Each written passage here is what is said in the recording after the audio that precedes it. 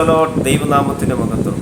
മർക്കോസിൻ്റെ സുവിശേഷം 5-ാം അധ്യായം അതിൻ്റെ 15-ാം വാക്യം ഇങ്ങനെ എഴുതിയിരിക്കുന്നു: ലക്യോനുണ്ടായിരുന്ന ഭൂതഗ്രസ്തൻ വസ്ത്രം ധരിച്ചും സുബോധം പൂണ്ടും ഇരിക്കുന്നത് കണ്ട് ഭയപ്പെട്ടു.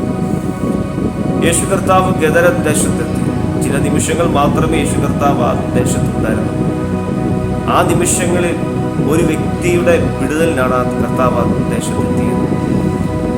ലക്യോൻ എന്ന മനുഷ്യൻ, ഇദ്ദേഹം യേശു കർത്താവിനെതിരേറ്റത് തന്നെ കല്ലറകളിൽ നിന്ന് വന്നിട്ടാണ്. കാരണം ഇദ്ദേഹത്തിൻ്റെ പാർപ്പ് കല്ലറകളിലായിരുന്നു.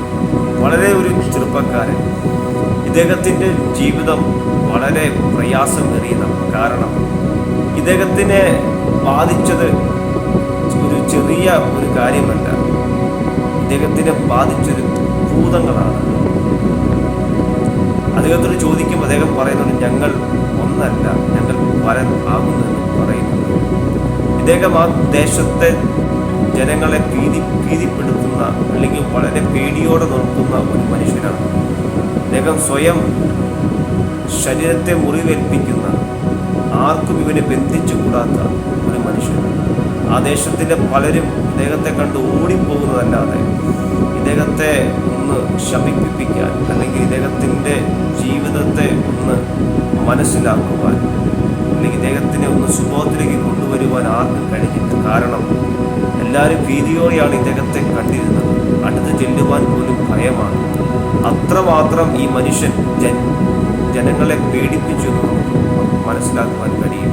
കാരണം ഈ മനുഷ്യനെ കൊണ്ടുപോയത് മൊത്തം ഇദ്ദേഹത്തെ അശുദ്ധാത്മാ ബാധിച്ചതുകൊണ്ടാണ്.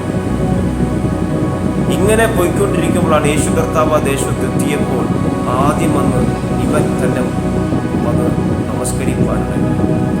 എന്നിട്ട് പറഞ്ഞ്, യേശു കർത്താവ്, അത്യുന്നതനായ ദൈവത്തിൻ്റെ പുത്ര, എന്തിനെ ഞങ്ങൾ ദണ്ഡിപ്പിക്കാൻ ഇവിടെ വന്നു? യേശു കർത്താവിനെ കണ്ടപ്പോൾ തന്നെ ഇദ്ദേഹത്തിൻ്റെ ഭൂതത്തിന് ഇരിപ്പാൻ കഴിഞ്ഞില്ല. അദ്ദേഹത്തെ കർത്താവ് പിടിവിപ്പാനിടയായി. പിടിവിച്ചപ്പോൾ ഇദ്ദേഹം സുബോധം കൊണ്ടും അതുവരെ വസ്ത്രം ധരിക്കാതെ തൻ്റെ ശരീരത്തെ ദണ്ഡിപ്പിച്ചൊരു മനുഷ്യൻ വസ്ത്രം ഉടുത്തിരിക്കുന്നത് കണ്ടപ്പോൾ എല്ലാവർക്കും ഭയപ്പെടുവാനാണ്. ഇദ്ദേഹത്തിൻ്റെ ജീവിതത്തിലെ മാറ്റം കണ്ടിട്ട് എല്ലാവരും ആശ്ചര്യത്തോടെ ഭയപ്പെട്ടു നോക്കുകയാണ്. എന്നെ കേൾക്കുന്ന പ്രിയപ്പെട്ടവരെ,